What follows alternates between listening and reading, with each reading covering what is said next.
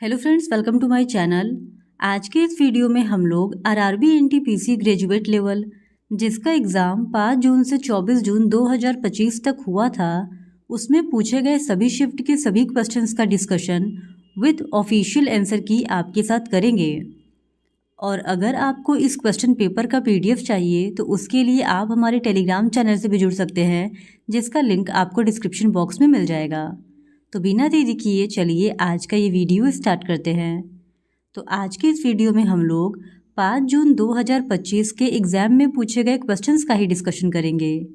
तो question number 1 है, सलील का वेतन पहले 15% घटाया गया और बाद में 10% बढ़ा दिया गया। उसका अंतिम वेतन उसके शुरुआती वेतन की तुलना में कितने प्रतिशत कम था? तो इस क्वेश्चन का सही जवाब है ऑप्शन बी, 6.5%।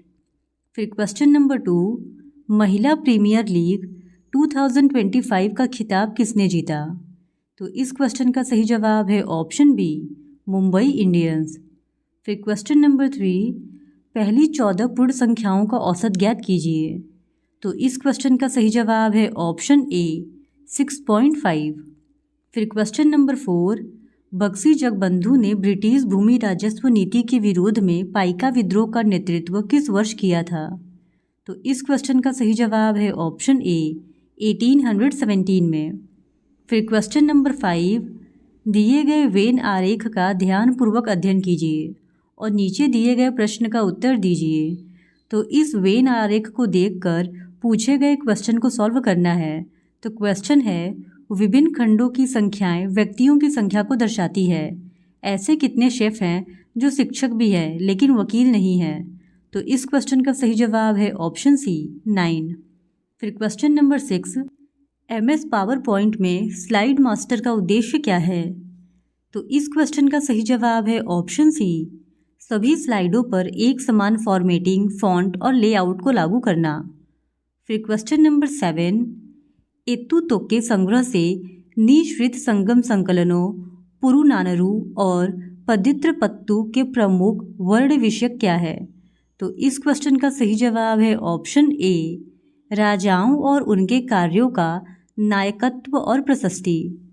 फिर क्वेश्चन नंबर 8, यदि प्लस और माइनस को परस्पर बदल दिया जाए तथा इंटू और डिवीज़न को परस्पर बदल दिया जाए तो निम्नलिखित समीकरण में प्रश्न चिन्ह के स्थान पर क्या आएगा? तो इस क्वेश्चन का सही जवाब है ऑप्शन ए, 973।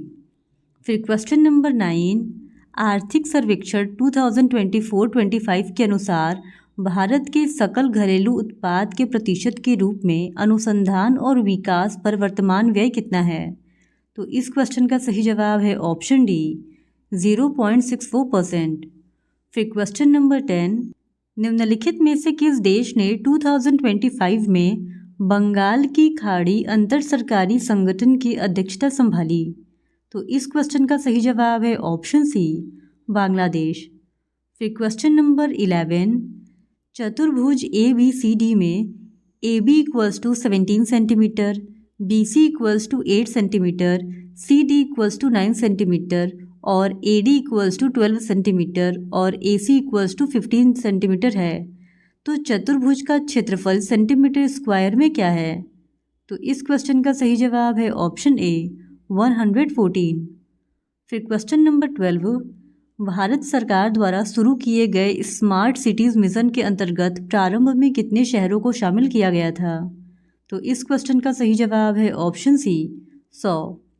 फिर क्वेश्चन नंबर 13, यदि प्लस और माइनस को परस्पर बदल दिया जाए और मल्टीप्लिकेशन और डिवीज़न को परस्पर बदल दिया जाए तो निम्नलिखित समीकरण में प्रश्न चिन्ह के स्थान पर क्या आएगा? तो इस क्वेश्चन का सही जवाब है ऑप्शन ए, 762। फिर क्वेश्चन नंबर 14, एक बिस्तर का अंकित मूल्य 517 रुपये है जो क्रय मूल्य से 30% अधिक है। यदि लाभ प्रतिशत 2% है तो छूट प्रतिशत 2 दशमलव स्थानों तक पूर्णांकित ज्ञात कीजिए।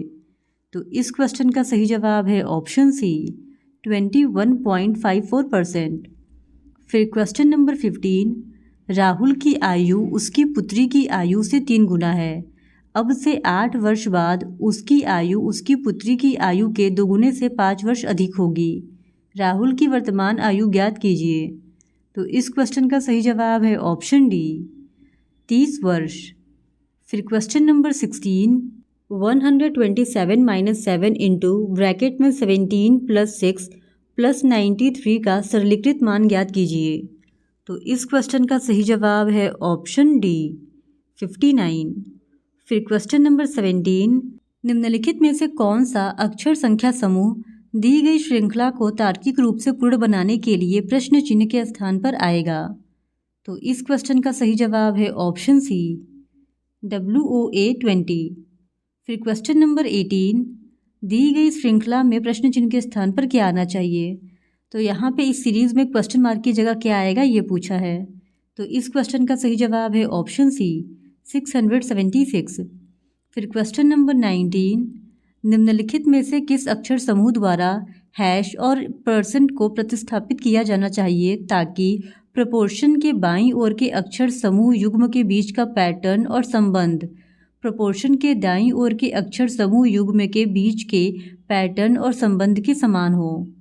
तो इस क्वेश्चन का सही जवाब हो जाएगा option B hash equals to GCH % equals to TPU। फिर क्वेश्चन नंबर 20, चंद्र सतह ताप भौतिकी प्रयोग 2025 पेलोड का प्राथमिक उद्देश्य क्या है। तो इस क्वेश्चन का सही जवाब है ऑप्शन डी चंद्र रेगोलिथ के ऊर्ध्वाधर तापमान प्रोफाइल को मापना। फिर क्वेश्चन नंबर 21, निम्नलिखित में से कौन सा रासायनिक परिवर्तन का उदाहरण है। तो इस क्वेश्चन का सही जवाब है ऑप्शन ए लकड़ी का जलना। फिर क्वेश्चन नंबर 22, निम्नलिखित में से कौन सा घटक सेंट्रल प्रोसेसिंग यूनिट का पार्ट नहीं है। तो इस क्वेश्चन का सही जवाब है ऑप्शन सी ग्राफिक कार्ड। फिर क्वेश्चन नंबर 23, निम्नलिखित में से कौन कानून के माध्यम से अंतरजातीय और अंतरधार्मिक विवाह को बढ़ावा देने के लिए प्रसिद्ध था। तो इस क्वेश्चन का सही जवाब है ऑप्शन डी राजा राम मोहन रॉय। फिर क्वेश्चन नंबर 24, एक आदमी को 7 घंटे में 519 किलोमीटर की दूरी तय करनी है। यदि वह इस दूरी का 2/3 भाग 5/7 समय में तय करता है तो शेष समय में शेष दूरी तय करने के लिए उसकी चाल कितनी होनी चाहिए किलोमीटर पर आवर में। तो इस क्वेश्चन का सही जवाब है ऑप्शन ए 86.5। फिर क्वेश्चन नंबर 25, 2025 में चीन के बेल्ट एंड रोड इनिशिएटिव से बाहर निकलने वाला लैटिन अमेरिका का कौन सा प्रथम देश बना। तो इस क्वेश्चन का सही जवाब है ऑप्शन बी पनामा। फिर क्वेश्चन नंबर 26, सर्वोच्च न्यायालय अनुच्छेद 32 के अंतर्गत केवल किस विशिष्ट उद्देश्य के लिए रिट जारी कर सकता है। तो इस क्वेश्चन का सही जवाब है ऑप्शन ए मौलिक अधिकारों की रक्षा के लिए। फिर क्वेश्चन नंबर 27, किरण अपनी आय का 45% खर्च करती है। यदि वह 66,000 रुपये बचाती है तो उसकी आय रुपये में कितनी है। तो इस क्वेश्चन का सही जवाब है ऑप्शन सी 1,20,000 रुपये। फिर क्वेश्चन नंबर 28, दिए गए विकल्पों में से वह संख्या चुनिए जो निम्नलिखित श्रृंखला में प्रश्न चिन्ह के स्थान पर आ सकती है। तो यहाँ पे इस सीरीज़ में क्वेश्चन मार्क की जगह क्या आएगा ये बताना है। तो इसका सही जवाब है ऑप्शन सी 65। फिर क्वेश्चन नंबर 29, यह प्रश्न नीचे दी गई 3 अंकों वाली 5 संख्याओं पर आधारित है। यहाँ पे एक तरफ बाएं और एक तरफ दाएं लिखा है जो कि डायरेक्शन को इंडिकेट कर रहा है। अब यहाँ पे सीरीज़ दिया गया है। अब क्वेश्चन है कि यदि सबसे बड़ी संख्या के दूसरे अंक को सबसे छोटी संख्या के तीसरे अंक में जोड़ दिया जाए तो परिणाम क्या होगा। तो इस क्वेश्चन का सही जवाब है ऑप्शन डी 3। फिर क्वेश्चन नंबर 30, लैंगिक असमानता सूचकांक 2022 में 193 देशों में भारत ने कौन सा स्थान हासिल किया। तो इस क्वेश्चन का सही जवाब है ऑप्शन सी 108वां। फिर क्वेश्चन नंबर 31, निम्नलिखित संख्या और प्रतीक श्रृंखला का संदर्भ लें और नीचे दिए गए प्रश्न का उत्तर दें।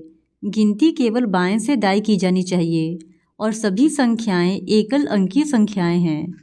इस तरफ बाएं और इस तरफ दाएं डायरेक्शन इंडिकेटेड है। अब यहाँ पे क्वेश्चन है कि ऐसी कितनी संख्याएं हैं जिनमें से प्रत्येक के ठीक पहले एक प्रतीक है तथा ठीक बाद में भी एक प्रतीक है। तो इस क्वेश्चन का सही जवाब है ऑप्शन ए, 1। फिर क्वेश्चन नंबर 32, निम्नलिखित में से किसने भारतीय और पश्चिमी दोनों शिक्षा को बढ़ावा देने के लिए कलकत्ता में वेदांत कॉलेज की स्थापना की थी?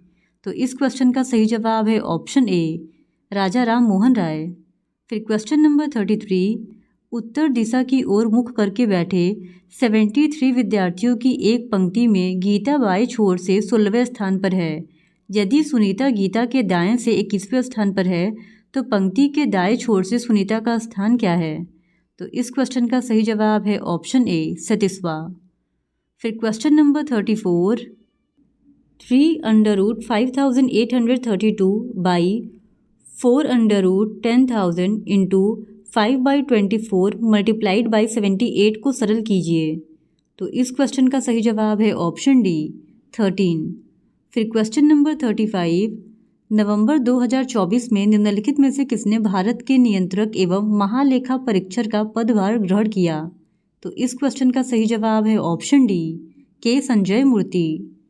फिर क्वेश्चन नंबर 36, यहाँ पे मैथ्स का एक क्वेश्चन पूछा है और इसका सही जवाब हो जाएगा ऑप्शन डी। फिर क्वेश्चन नंबर 37, वरुण और आशीष मिलकर एक हॉल को 3 दिन में पेंट कर सकते हैं। वरुण अकेले इसे 7 दिन में पेंट कर सकता है। आशीष अकेले ऐसे 4 हॉल को कितने दिन में पेंट कर सकता है? तो इस क्वेश्चन का सही जवाब है ऑप्शन सी, 21। फिर क्वेश्चन नंबर 38, एक निश्चित तर्क के अनुसार 67 74 से संबंधित है। उसी तर्क के अनुसार 13 20 से संबंधित है। उसी तर्क के अनुसार 52 निम्नलिखित में से किससे संबंधित है? तो इस क्वेश्चन का सही जवाब हो जाएगा ऑप्शन डी, 59 से। फिर क्वेश्चन नंबर 39, 2024 में शुरू किए गए डिजिटल कृषि मिशन के बारे में निम्नलिखित में से कौन सा कथन सही है?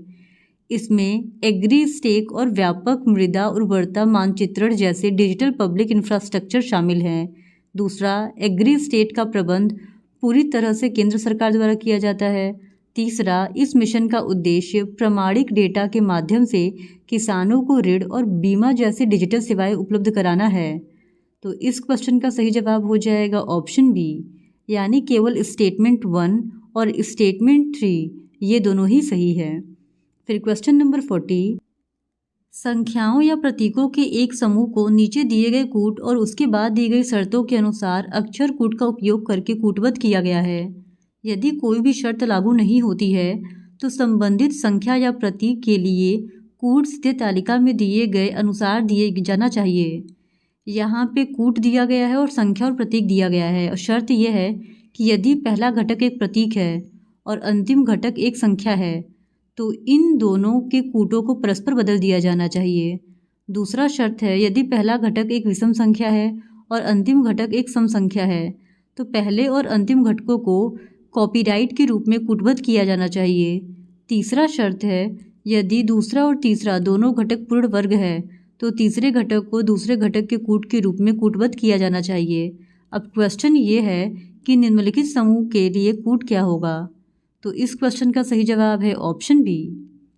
फिर क्वेश्चन नंबर 41, सुंदर बिंदु ए से चलना शुरू करता है और 12 किलोमीटर पूर्व की ओर ड्राइव करता है। फिर वह बाएं मुड़ता है और 9 किलोमीटर ड्राइव करता है। फिर वह बाएं मुड़ता है और 13 किलोमीटर ड्राइव करता है। फिर वह बाएं मुड़ता है और 11 किलोमीटर ड्राइव करता है। वह अंतिम बार फिर बाएं मुड़ता है, 1 किलोमीटर ड्राइव करता है और बिंदु पी पर रुक जाता है। बिंदु ए पर फिर से पहुंचने के लिए उसे कितनी दूरी, जो कि सबसे छोटी दूरी होनी चाहिए, और किस दिशा में ड्राइव करना चाहिए?